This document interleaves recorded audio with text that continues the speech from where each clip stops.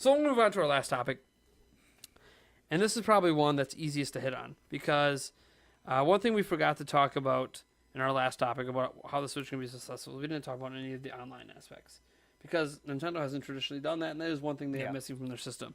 So this last topic is about what concerns do we have about the Switch. And I brought up online right away because that's the concern I have, is they're charging for an online service. Mm-hmm. It's what everyone else does, industry standard. Yeah. But not only are they charging for it, it feels like some of the things they're doing with it are not as good. Okay. Voice chat through an app on your phone. Okay. Yeah. Yeah. You have to do it through an app on your phone. There's no other way to do it through the system. Ugh. Okay. Yeah. Then no. So like, that is stupid. I think the app is a good idea to have as a side option. Because through this app, you can do online lobbies. You can talk to your friends. Nice friend to go. You can set up like play dates with your friends. Schedule times you want to play, whatever. And you can do your voice chat. And I think what I hate about this being the only option is that Nintendo is telling me when I buy a Switch, I have to have a second device to get the full experience. Right. That feels ridiculous when all the other systems you can do that on the system. Right. Yeah. Not to mention, believe it or not, not everybody has a smartphone. Yeah, it's estimated that 68% of America will have a smartphone at some point this year, right, which is a large percentage of the population. But there's still 30-some%. My daughter doesn't have one. Yeah. Right. And when she's playing a game when she's like 8, she's still not going to have one, by the way. Yeah. And she wants a voice chat with her friend. I'm not giving her my phone. Yeah. Think about that, Nintendo. Or you don't want children voice chatting. Why don't you leave that up to the parents? Yeah. Well, especially if you can literally tell that they're chatting with their friends. Yes. Yeah. I mean, there is a way that you can probably parental control. Oh, there are parental controls for it all. Yeah. That's the thing. I was like, oh, but who even cares about voice chat? Look at all the cesspool there is. And I'm like, yes, but there's controls for that. Yeah. You can make it so your kids don't hear any of that crap. Right. So, I mean, obviously you can't control what everyone says. They might be someone might blur out a swear word or something. You can't really control people per se. Right.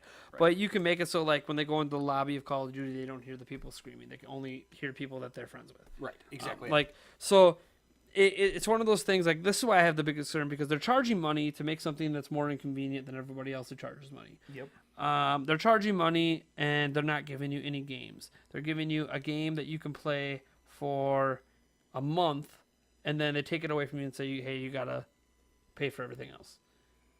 You got to buy it. Okay. So like they're taking old NES and SNES games. They're doing one free per month with added multiplayer play, like a new thing they're doing with it. But then at the end of that month, they're taking it away from you, and saying you have to buy it. Ugh. Okay. Whereas Games of Gold, PlayStation Network, you get 3 or 4 games free every month, and you get to use them for as long as you're subscribed.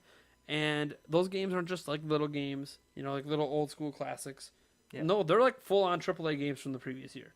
Oh, jeez. Like they're big deal games. Wow. So there's a big disparity there. Yeah. Because you can basically get Xbox Live, I think as cheap. I think if you do a year membership or 2-year one, it's like $8 or $10 a month is what it averages out to. Okay, so Nintendo's gonna try to charge you probably something around $10 a month for something that's vastly inferior in terms of what you get. You are not getting the same quality of games. They're not even free in the first place. I mean, you could argue nothing's free because you pay a subscription. That's true, but you have to pay money in addition to your subscription to keep playing these games they let you play. You get an inferior voice chat experience, and there's no Miiverse anymore. So you get all this stuff that seems worse than what everyone else has. At a time when Nintendo hasn't even proven they can manage online servers correctly in the first place. Yep. And they want to charge you for it. So like this is literally my biggest concern for the Switch, is that they think they know enough about online now to charge you money for it. Yeah. To make it feel like a premium service. While completely missing the ball so far from what we know. Yeah. On what their competition is doing. And I understand you don't want to do exactly what they're doing, that's fine, but you at least have to offer similar value. Yeah. And I brought this up on the Zelda Informer podcast. Said I think one way they could do it, and they're not going to, because I think the only way they'll do it is if they charge $20 a month. And I think if they charge $20 a month, no one's going to do it. Yeah. But the way I was thinking they can get away with $20 a month is Virtual Console. Offer that as a subscription service for $20 a month. So you get access to all the NES, SNES, N64, hopefully GameCube library on the system for $20 a month. And then in addition to that, you also get the online play and yada, yada, yada. And I know that's still really expensive.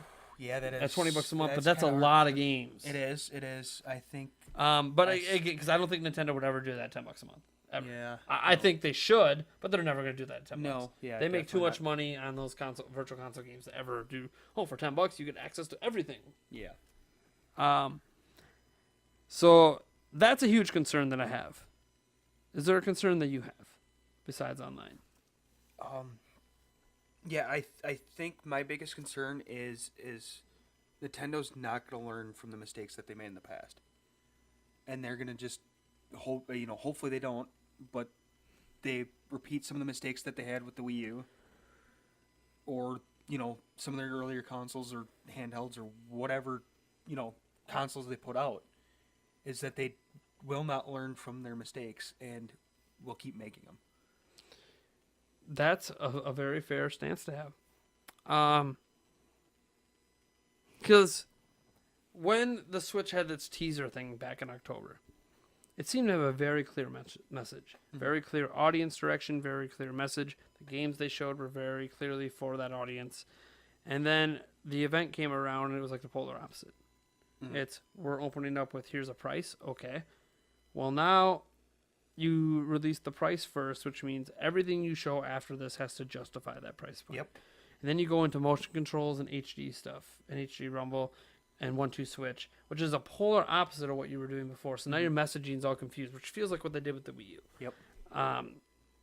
So obviously none of this ended up killing my hype per se, Right. but it made me be like, really? This is what they're doing? And Nintendo's made a lot of mistakes. You just talked about online, what they're doing with online now, that's very Nintendo. Yep. Well, we'll take what other people are doing, but yeah, we're going to do it what we say is better, but it's actually worse.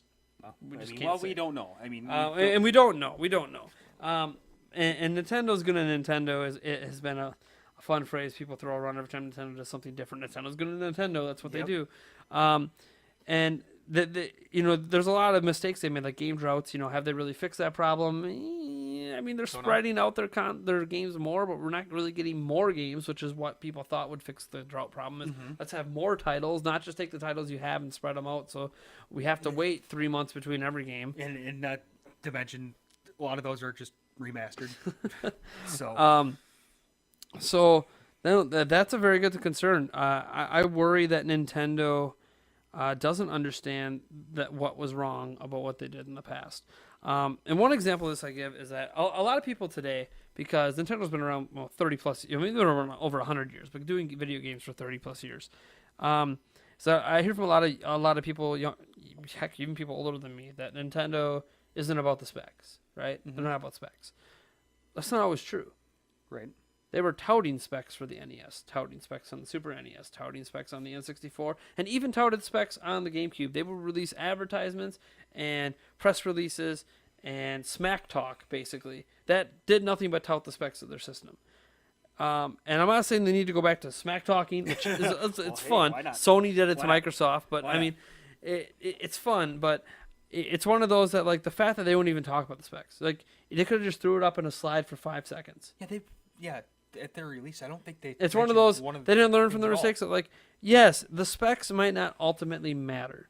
Like, okay, so what if this is just slightly powerful than the Wii U? Have any of the specs come out? No, at all? they haven't. Not at all. So it's like the specs ultimately might not matter per se, but if you would throw them out there, it shows that you're a little bit of the old Nintendo too. It's a little bit of learning from, well, we didn't talk about stuff with the Wii U. Maybe if we're more forthcoming, consumers know what they're getting into, developers know what they're getting into. Right. And that's one thing I would like to see them do. And that's one thing that makes me think, man, Nintendo hasn't learned anything. Like, I know even if the specs aren't impressive, them being out there is a very important thing. Oh yeah, definitely. I mean, we're what, 6 weeks away, Yeah. and you haven't released any sort of inkling of specs. No. I So mean, it's that's the thing. It's just, and the thing is, when we're going to find out the specs is when they release the system, someone tears it apart and does a die shot and figures it all out by counting transistors and doing all that stuff. And it's like, that's fine. But again, we only end up getting ballpark estimates because we don't know. yeah. You need to tell us. So I'm, and again, I'm not ragging on them because I don't know what the specs are. I'm ragging on them because they didn't have the confidence to put the specs out there. Right. And that's the part of Nintendo that needs to come back when Nintendo used to sell a hell of a lot more consoles. Besides the Wii, obviously. Yeah. And the thing is, we knew the specs of the Wii. Yeah. That's the funny thing in all this. They didn't have to tout the specs of the Wii because the Wii was a GameCube. No. It was an overclocked GameCube. Oh, interesting. Yeah. Like, it was literally a GameCube with motion controls that was slightly overclocked. That's why there was really no difference in visual quality between GameCube and Wii games, because it was the same thing. Actually, wow, I never really thought of that. Yeah. Yeah. So it's like, they don't have to say anything about the specs because they pretty much already told us it's a GameCube in a taller, thinner Slightly box. enhanced GameCube. Yeah. Slightly. Yeah. So it's like, okay, I mean, that's fine. Yeah. Wii U, they didn't say anything, and now they're not saying anything again. And I know it's a small thing, but it's a Nintendo not learning lessons from their past mistakes. It was a mistake not to come forth with what the specs were. It was a mistake to say back in 2011 that this is a console for gamers that can get all the third-party games. We have this unprecedented partnership with EA, and everyone's thinking, "Oh man, it's got to be on par." Is this the first true next-gen system? Yeah. It's beyond a PlayStation 3, beyond an Xbox 360, like going to be almost on par with what the Xbox One ultimately, and it wasn't. But that's what they created the perception of. Yeah. Now they don't have that perception going this time, but they still should be confident enough to put the specs out there so people know what exactly this thing is 100%. Yeah. And be done with it. It feels like they're hiding something. Exactly. That's what it feels like. It feels like there's a reason they don't want to release the specs because there's something in there that's bad, and they don't want you to know about it. Yep. Oh, people are going to figure it out, but They are, but yeah, it's you should be confident enough to throw it out there. Every other tech company in the world is. Even when Apple's like, oh, we got the iPhone 7, we're going to take away the headphone jack, and it's wonderful because we say it's wonderful, not because we actually have a logical reason for it. Right. We haven't done because we want to take what you've been able to do and make it more complicated by you not being able to charge and listen to your phone at the same time. I mean, you can through a special little dongle that you attach because everything has to work with dongles. Apple's crazy with dongles with we got to make everything thinner and get rid of all the ports. Everything you have dongles for everything. Yeah, no.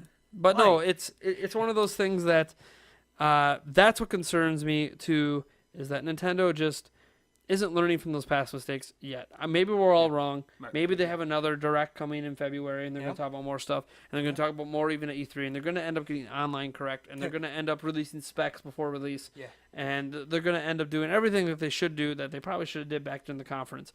But that conference, to me, screamed, okay, well, and Nintendo didn't learn could anything. Swear that they said right at the beginning that they were going to tell us something about the specs. Well, they did. Capacitive touchscreen. Never. Oh wow. Ooh. HD rumble. Yeah. IR sensors. Yeah, but those are all specs. Those are Yeah, technically all specs, but those aren't the specs people wanted. Right, They want to know the exactly, system, not the controller specs, not the screen. Which we want to know the screen a little bit. Oh, And right, we still don't know everything about the screen. We don't know how good the DPI is. Isn't it? We know it's a 720p multi-touch capacitive screen. Okay. So what's the color gamut? What's the little specs that people? It seems stupid, but that's the kind of specs people want to know. Right. So I guess the concerns are that Nintendo still is doing a lot of what they were doing when things were going bad, and it feels like they haven't learned. And online, I think, is a massive example of that. But so is, things like not announcing the specs, having that conference be as underwhelming as it was. Like, yeah, it was in Japan, so like you're gonna have some very Japanese things, like apparently the Splatoon 2 thing, like whatever. Yeah. But the thing is, like, but but here's the thing: it was a live show. I did not hear the audience cheer one time. There was no crowd reaction. Yeah. So clearly, what they did wasn't even clicking with the crowd that they were showing it to. Yeah. So it's like they did something wrong. They need to fix it. Yeah. Yep. And that's kind of it. I think that's all we got for today. I think so. Yeah. All right, well, hey, everyone. Thanks for joining us on this week's edition of the Nintendo Prime Podcast. As always, I'm Nathaniel Rufflejans. This is Eric Moore. Let us know what you thought about this topic and all the other topics. And if you have any ideas you would like us to talk about next week, let us know down in the comments, or you can email myself at nathan@nintendoprime.net. That'll do it. You can follow me on Twitter at NateJance. Follow Nintendo Prime at Ninty Prime. Yep. Ninty. Let us know what you think about this new format too. Yeah, obviously in the audio version, right. you're just hearing more structuredness. So hopefully you like the structure of everything. A video version, do you like us releasing a video every day? We're trying this out for this week. If you like it, we'll just keep it going. Thank you. Have a good day.